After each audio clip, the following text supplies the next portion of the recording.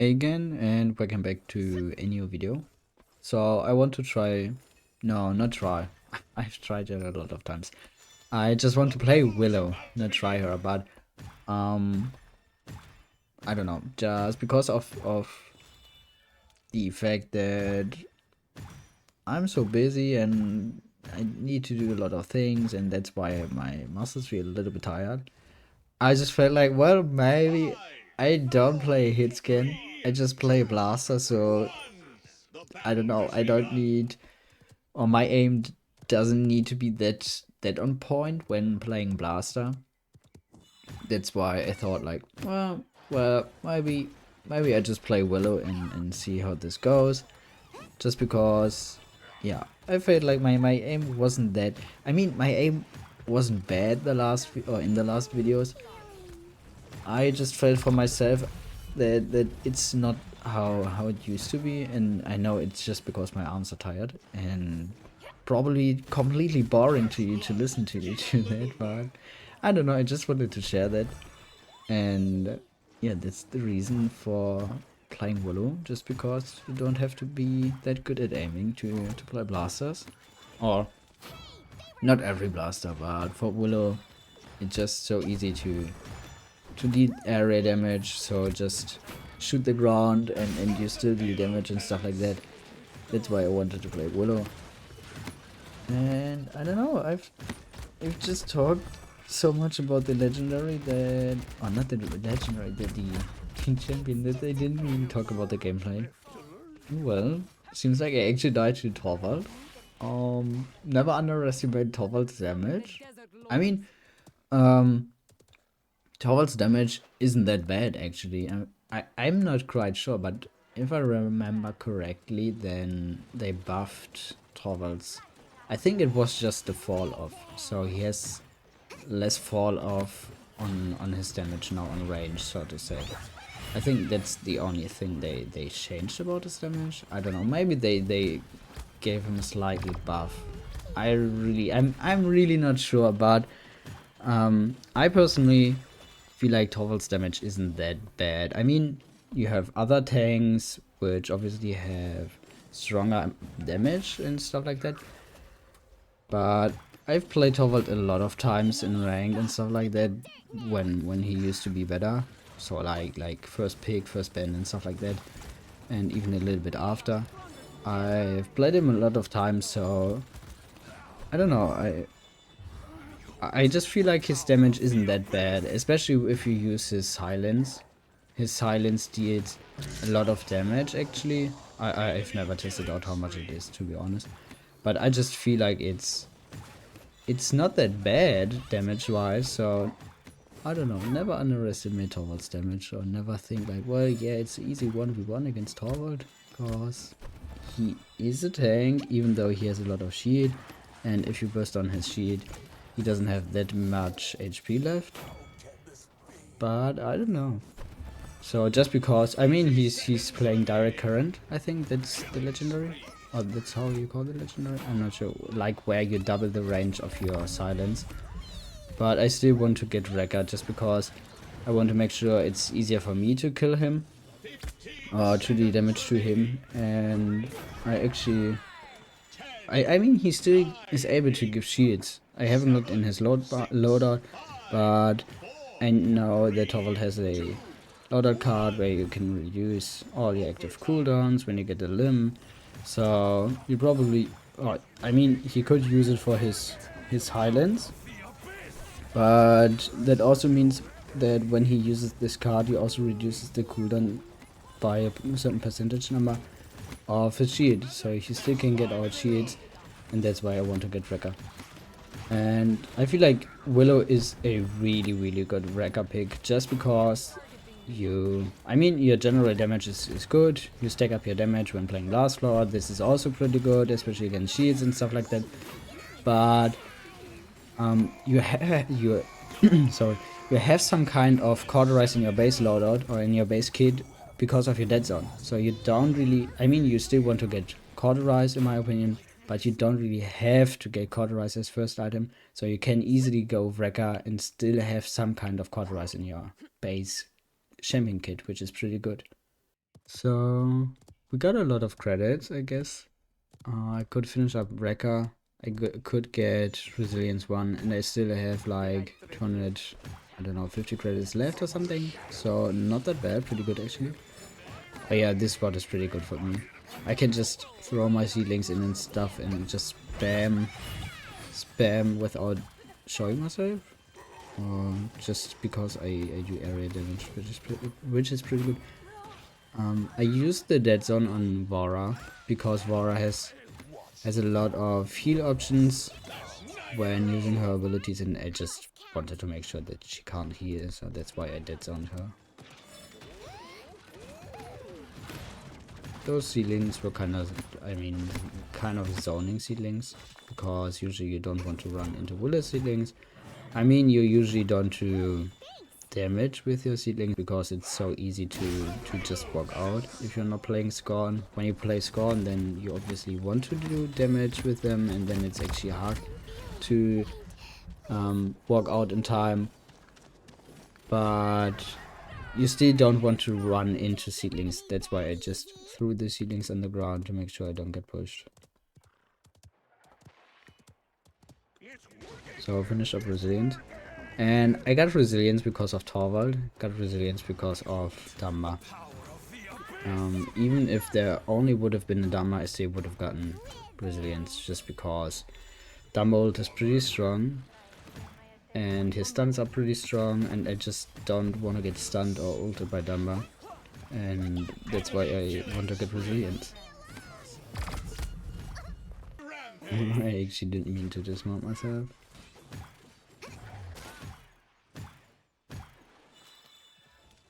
Yeah, we kind of want to wait for our turn to respawn. Oh, I mean, he respawned, but to push up to us. No. Yeah, I think it's pretty hard for me to actually win against Vara, cause she has a lot of heal in her loadout. I mean, I could dead zone her immediately, but I'm not sure if it's worth it to dead zone her immediately. And I don't know. Maybe it's just me struggling against that Vara player. Maybe it's not just Willo against Vara. Maybe it's me against the Vara player. I don't know. Yeah, Damba was way out of position.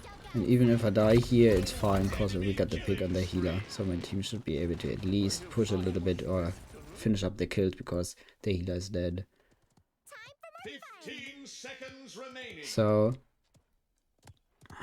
it's hard to just say it, but usually, oh no, usually a trade with the enemy team or with the enemy healer is always worth it.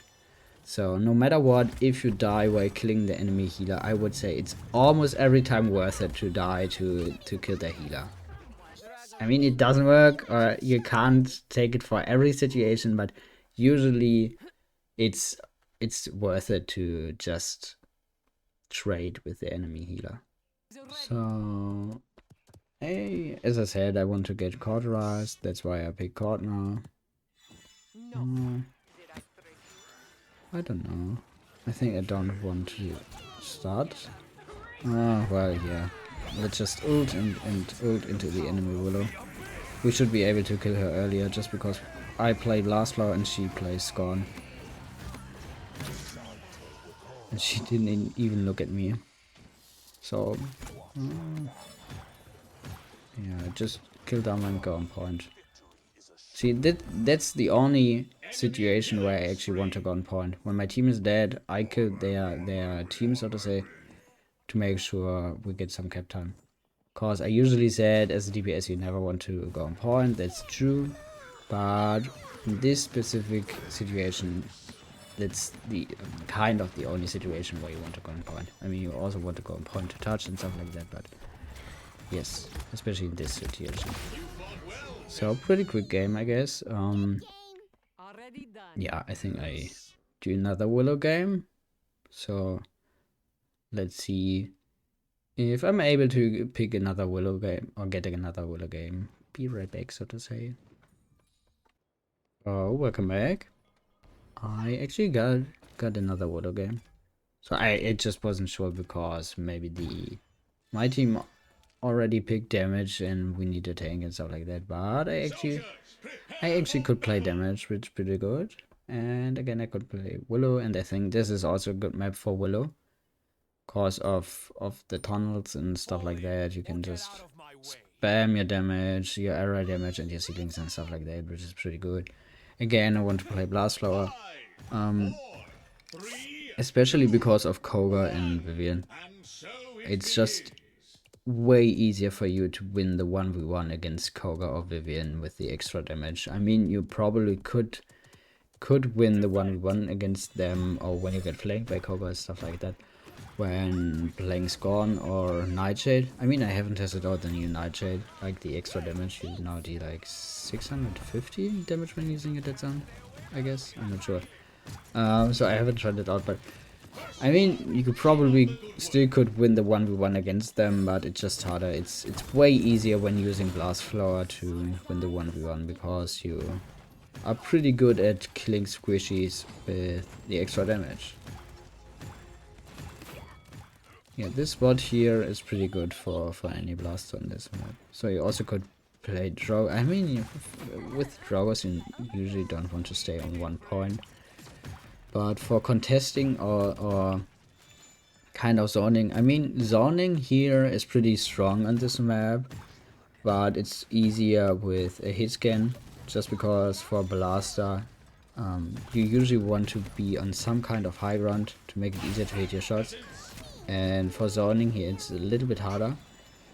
And I didn't want to push up that far, so that's why I just stayed around the point.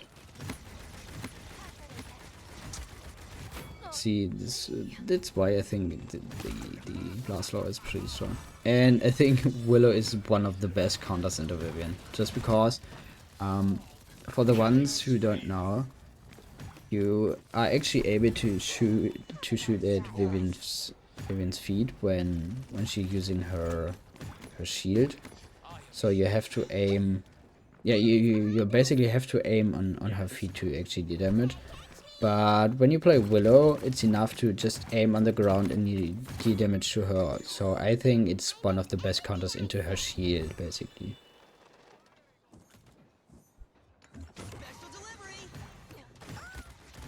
And I mean, they nerf Vivian and she doesn't feel that great anymore. But if you play, or if you use the Lauder card that you get damage reduction after using your Flutter, this is also a good counter into Vivian. Because usually she was so quick at bursting you, at killing you, that when you got any kind of damage reduction, it's pretty good for you to sustain longer against Vivian.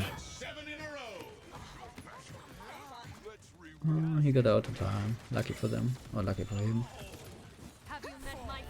I wanted to go through the window. They just missed. Let me save you from yourselves. So it would be pretty good for our team if I could get the kill on Vivian, because she uses her ult currently. Okay, yeah, that's pretty good for her. She lost her ult. I guess we want to try to get out. Yeah, I mean, nah, I don't want to go in. It's more likely that I die, and I don't want to feed. My pip should have actually waited a little bit. So maybe we're able to touch again. I don't know where Nando is, or the rest of my team. Okay, there's no. So I think we could be able to touch, maybe. Depends how much damage I do to him now. Yeah, that's unlucky. They just killed him. Oh, and I haven't talked about my items. I mean, cauterize because it's not worth it going Rekka, only because of Vivian.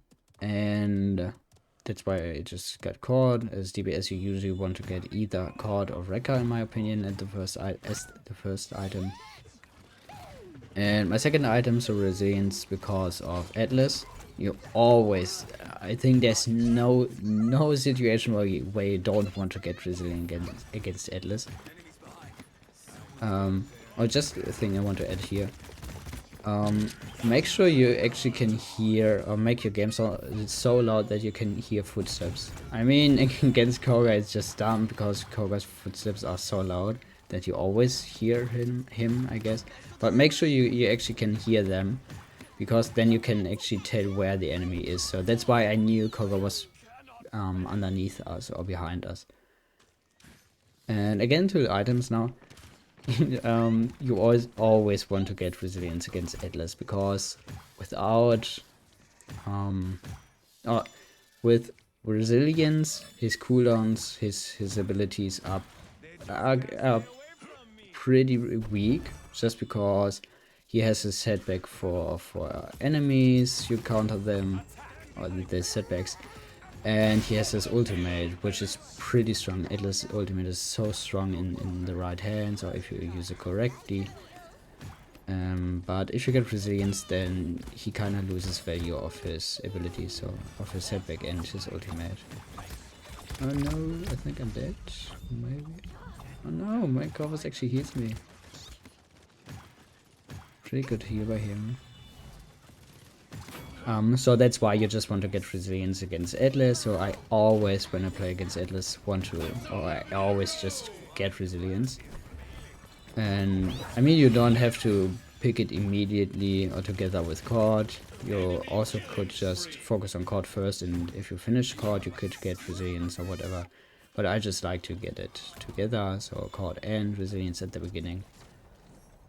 And another reason, just the Fury Exterminate, therefore resilience is good to counter it, because you only deals damage when you're in the beam or when you're stunned. So if you get resilience, you're stunned for less, so she deals less damage to you. I just thought he would come. And because of the Dama again. So his stun, his ultimate. So they actually have a lot of CC. But I guess that's just normal nowadays, because many champions have...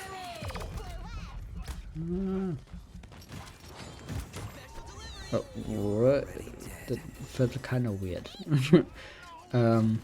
Yeah, many champions have at least some kind of resilience. You always want to... I think he's lagging, the number.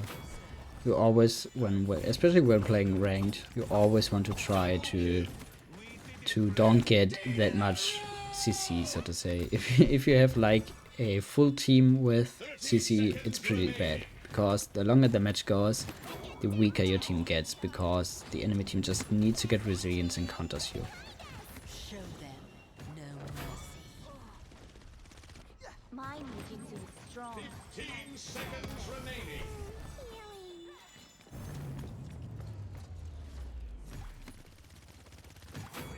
I also got Haven, just because basically every one of them is Haven or direct damage. That why Haven is a pretty good pick in my opinion, and just make sure you stay alive longer. I like to spam this spot in case someone's pushing our left side, so I could dismount them. See how strong resilience he is. Fury almost did no damage to me. I think we could push up actually.